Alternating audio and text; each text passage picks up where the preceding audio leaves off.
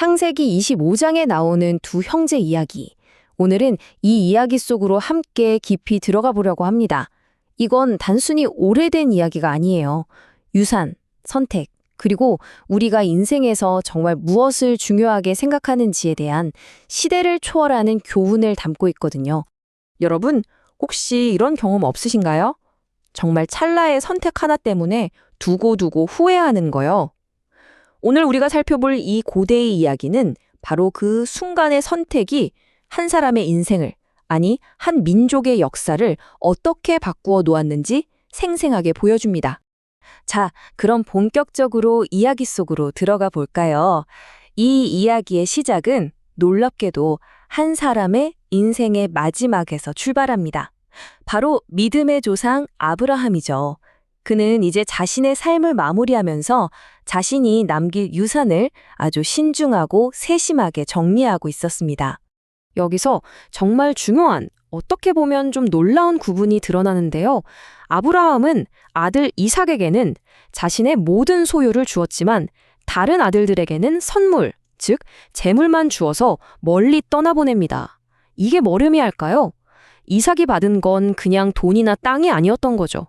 바로 하나님의 약속, 그 영적인 언약, 그 자체를 물려받은 겁니다. 다른 것들이 섞이지 않도록 이 약속이 순수하게 이어지도록 한 아브라함의 큰 그림이었어요. 이렇게 자신의 사명을 완수한 아브라함은 평화롭게 눈을 감습니다. 하지만 이건 끝이 아니었던 거죠. 오히려 하나님의 그 위대한 약속이 아버지에게서 아들에게로 온전히 넘어가는 장엄한 바통 터치 같은 거였습니다. 그런데 말이죠. 이 위대한 약속을 물려받자마자 이삭은 아주 거대한 시험대에 오르게 됩니다. 그의 아버지 아브라함이 그랬던 것처럼 이삭과 그의 아내 리브가 사이에 아이가 생기지 않는 아주 심각한 문제에 부딪힌 거죠. 이 20년이라는 숫자가요, 정말 엄청난 무게를 가집니다. 생각해보세요. 그의 아버지 아브라함은 10년을 기다리다가 결국 인간적인 방법을 택했잖아요. 그런데 이삭은 무려 20년 동안 다른 길을 찾지 않고 묵묵히 기도하며 기다렸다는 겁니다. 정말 대단한 인내심이죠. 이 긴 기다림이 우리에게 뭘 말해줄까요? 바로 이겁니다. 우리의 때가 아니라 하나님의 때라는 거죠. 이 20년은 그냥 고통의 시간이 아니었어요. 모든 생명은 하나님의 손에 달려있다는 것, 그리고 그분의 계획을 온전히 신뢰하는 법을 배우는 귀한 훈련의 시간이었습니다. 드디어 기도가 응답을 받았는데, 이게 웬일일까요? 갈등은 아이들이 태어나기도 전, 바로 그 태중에서부터 시작된 겁니다. 하나님은 리브가에게 말씀하시죠. 내 뱃속에 두 민족이 싸우고 있구나. 그리고 형이 동생을 섬기게 될 것이다. 정말 놀라운 예언이죠? 자, 이제 이 이야기의 가장 심장부, 가장 극적인 장면으로 한번 들어가 보겠습니다.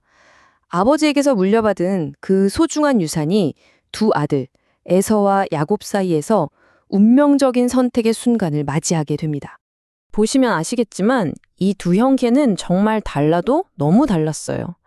형에서는 사냥을 좋아하는 거칠고 즉흥적인 둘의 사람이었죠. 반면에 동생 야곱은 조용히 장막에 머물며 생각하는 내면적인 사람이었습니다.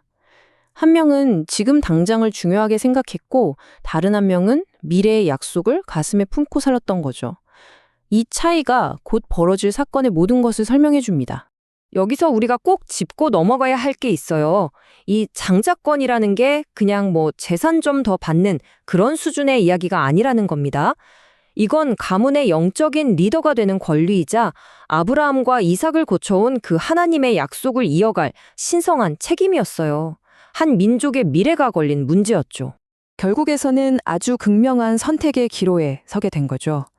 당장 배를 채울 것인가, 아니면 눈에 보이지 않는 영원한 유산을 지킬 것인가. 사냥에 지쳐 돌아온 S 앞에 놓인 건 바로 이 두 가지 선택지였습니다. 여러분, 우리의 미래는 어떻게 결정될까요? 바로 이겁니다. 거창하고 큰 사건이 아니라 정말 사소해 보이는 작은 선택들이 모여서 우리의 미래를 만든다는 것. 이서여세의 이야기가 그걸 너무나 잘 보여주죠. 성경은 에서가 이 소중한 장자권을 얼마나 하찮게 여겼는지를 딱 4가지 행동으로 보여줘요. 보세요. 그냥 먹고, 마시고, 일어나서 가버렸다는 거예요. 정말 아무 생각 없이 너무나 일상적인 행동들이죠. 고민의 흔적조차 없어요. 바로 이 무심함이 그가 자기 미래와 하나님의 약속을 얼마나 가볍게 여겼는지를 보여주는 겁니다. 결국 이 거래의 본질은 이거예요.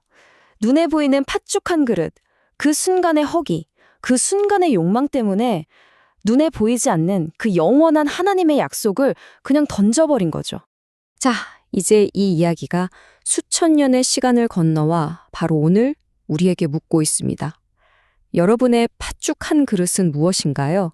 지금 당장의 만족을 위해, 지금 당장의 편안함을 위해 우리가 혹시 포기하고 있는 더 소중하고 영원한 가치는 없는지 한 번쯤 깊이 생각해 볼 시간이 아닐까 싶습니다.